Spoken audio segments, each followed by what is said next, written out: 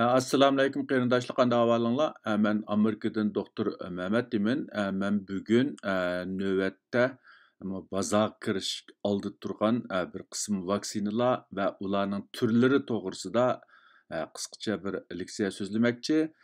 Buning asosli sababi bir qism qarindoshlar menga ayrim uchur yo'llab, shu Amerika, Xitoy va yoki Rossiyada ishlangan vaksinalarning orasida qandaq bir farq borligini so'ragan edi. Men tövəndə shu munosabat bilan bu vaksinalar to'g'risida qisqacha bir tushuncha berib o'tmoqchi. Hammanglarning diqqat bilan anglashinglarni umid qilaman. Men burunqi leksiyalarimdami ta'kidlab o'tgandagidek, hozir hamda butun dunyo miqyosida shu tadqiqot qilinayotgan vaksinalar 200 xilga yaqin bo'lib, ularning ichida hozir shu klinikalik sinaq bosqichiga kirgan vaksinalar 74 xil. Bu 74 xil vaksina ichida 3-chi bosqichlik klinikalik sinaq bosqichiga kirgan vaksina 13 xil, ya'ni qisqa vaqt ichida, bir necha oy ichida bozorga kirish ehtimoli bo'lgan vaksinalar. Undan boshqa 6 xil vaksina cheklik doirada tasdiq qilinib, bu shu cheklik doirada hozir rasmiy insonlarga vurishga boshlagan. Ularning ichida 2si Rossiyada, 4i Xitoyda. Undaqda bu vaksinaninki hozir ishlab chiqarilayotgan yoki tadqiq qilinayotgan vaksinalarning turlari qandaq degan vaqtida buni tövəndikidek bir necha turlarga ayırışqa buldu. Albatta bu vaksinaning hamma turi emas, muhim turlari. Hamda bu rasmda ko'rayotganimizdek sol tarafdagisi virusninki taqlid qilingan rasmi, taqlid qilib sizilgan rasmi. Bu rasmda ko'rayotganimizdek virusning tashqi qismidagi seriq rangliki shu hücre bilan berkishda alayda rol o'ynaydigan oqsil, uning ichidagisi seriq rangliki shu virusninki gen alayligini kontrol qiladigan RNA yoki DNA. Bu sol tarafda ko'rayotganimiz hozir shu biroz ko'p qo'llanayotgan 8 xil vaksinaninki taqlid qilingan rasmi bo'lib, ularning ichida birinchisi shu shakl jihatda virus bilan asosan o'xshaydigan, biroq rangi o'xshamaydigan. Bu nima degan ma'noda deganda, bu butun bir virusninki harakatsiz holatga kelishidan yasalgan vaksina bo'lib, u virusdagi kasal paydo qilgan alaylikni chiqarib tashlab, uni harakatsiz holatga akilib, uningdan yasab chiqilgan vaksina. Buni biz inactivated virus vaksina deymiz. Ikkinchisi bo'lsa, shu virusninki kasal paydo qiladigan kuchini ojizlashtirishdan yasab chiqqan vaksina, ya'ni u virusninki u virus hayot bir virus bo'lib, uning faqatla kasal paydo qilish kuchini ojizlashtirish orqali yasab chiqilgan vaksina. Hamda bu birinchi va ikkinchi xil vaksina ko'rayotganimizdek shu virusdan yasalgan vaksina bo'lganligi uchun bu vaksinaninki insonlarda belgilik kasal paydo qilish ehtimoli bor deb qaralgan vaksina. Uchinchi vaksina bo'lsa hech qanday gen alayligi bo'lmagan, ya'ni uningki RNA yoki DNA chiqarib tashlangan, virusga o'xshash zarrachadan tuzilgan vaksina. To'rtinchi vaksina bo'lsa viral vector vaksina deb ataladi. Uningda shu gen alayligi RNA yoki DNA mavjud, lekin u butun virus bo'lmasdan, balki virusninki bir qismi. Shunga uni biz viral vector vaksina deb ataymiz. 5-si va 6-si bo'lsa shu DNA yoki RNA vaksinasi bu hozir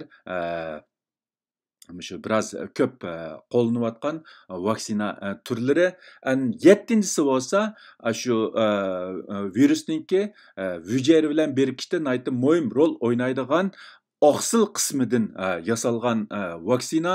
8-si bo'lsa antigen presenting cells deydi. Ya'ni bu aslidagi virus bilan ko'p munosabati bo'lmagan, biroq uningda antigen, ya'ni shu bemorning immunitet kuchini qo'zg'aydigan antigen mavjud bo'lgan hujayradan yasalgan vaksina.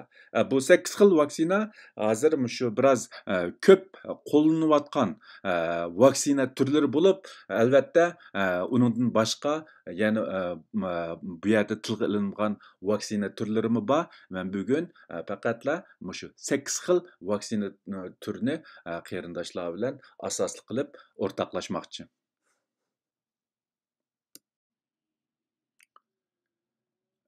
Hozir shu Amerikada qisqa vaqt ichida bozorga kirish ehtimoli bo'lgan vaksina 4 xil vaksina bo'lib, ularning ichida birinchisi Pfizerning vaksinasi.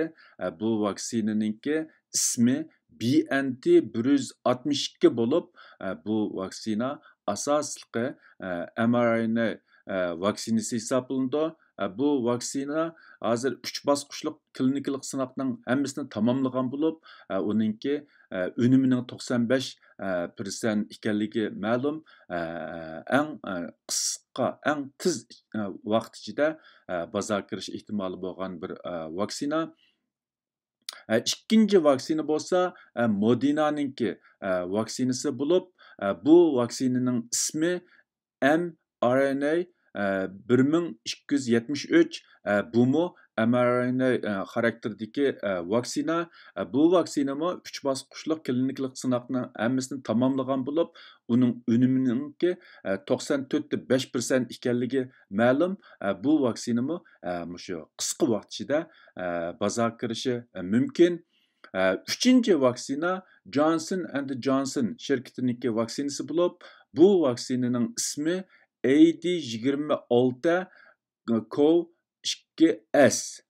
Bu shu ko'paymaydigan, ko'payish xarakteri bo'lmagan viral vector virus vector vaksinasi deb atiladigan bo'lib, bu shu bez virusidan shu uning gen alayligini chiqarib tashlab, ya'ni o'zini o'zi ko'paytirish alayligini yo'q qilib o'tilgan viral vector vaksinasi hisoblanadi.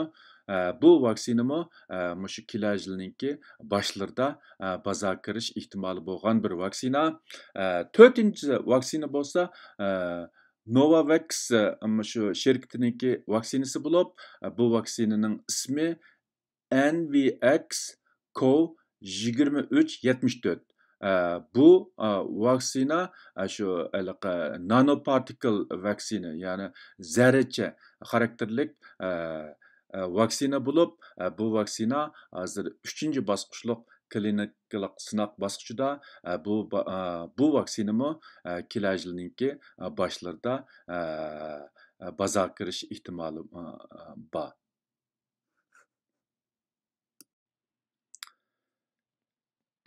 Xitoyda bo'lsa jami 6 xil vaksina, ya'ni 5 şirketninki 6 xil vaksinasi qisqa vaqt ichida bozorga kirish ehtimoli bo'lgan yoki belgilik doirada allburun tasdiqlanib ishlatilayotgan vaksina bo'lib, ularning ichida birinchisi CanSino Bio degan şirketninki vaksinasi.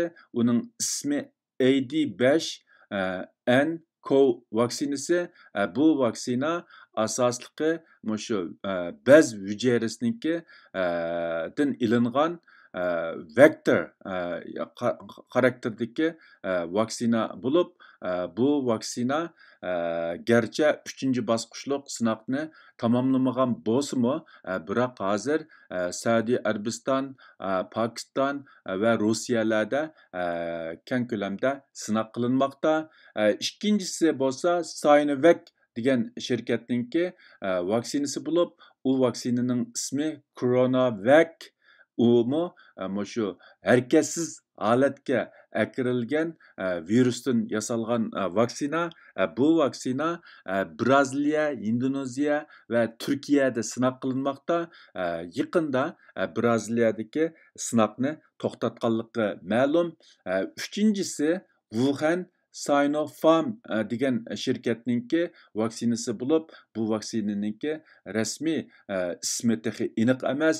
Bu vaksinami harakatsiz holatga keltirilgan virusdan yasalgan vaksina. Bu vaksina Arab xalifligi, Marrakesh va Peru qatorliq davlatlarda sinab qilinmoqda.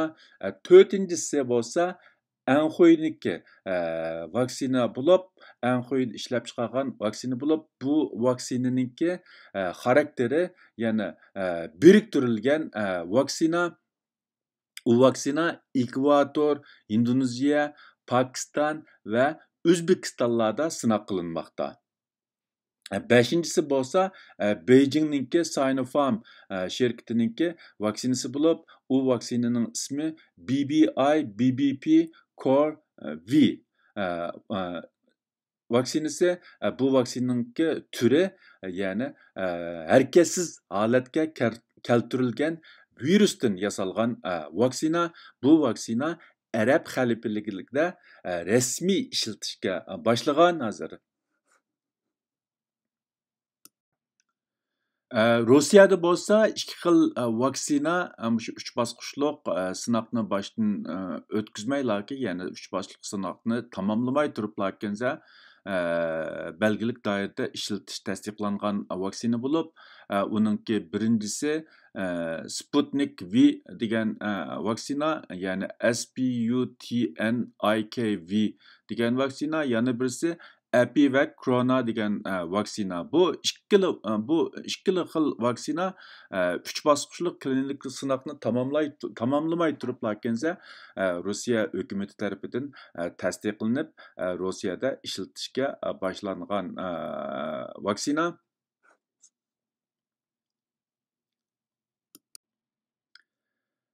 Angliyada bo'lsa shu qisqa vaqt ichida bozorga kirish ehtimoli bo'lgan vaksina bir bo'lib, u shu AstraZeneca bilan Oxfordninki birlashib ishlagan vaksina.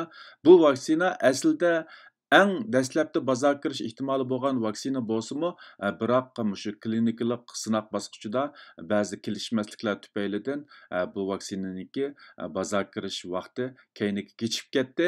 Bu vaksinaninki ismi AZD 1222, ya'ni AZD 1222 degan vaksina bo'lib, u vaksina shu viral vector vaksinasi hisoblanadi, ya'ni shu bez virusidan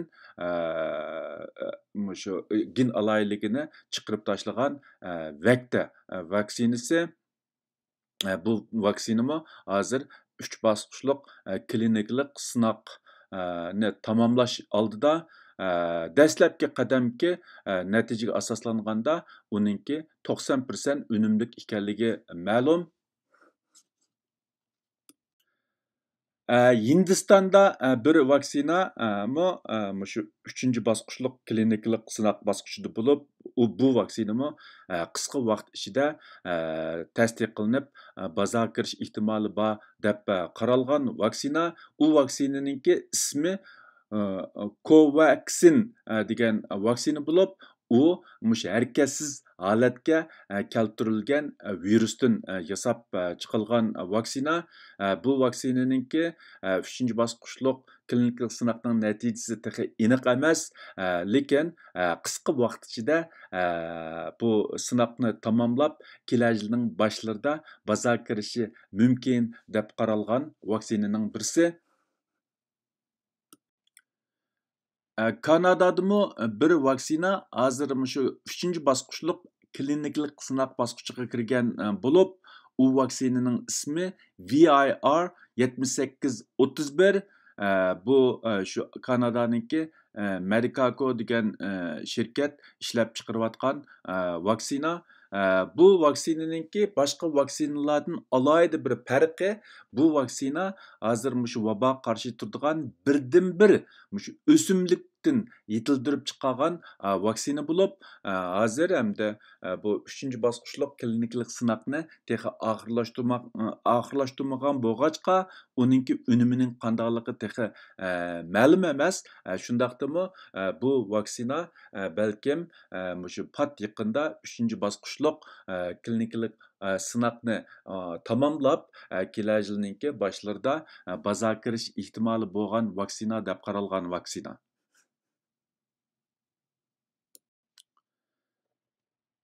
Bugungi bu vaksina to'g'risidagi qisqa leksiyani mishada oxirlashtirmoqchi.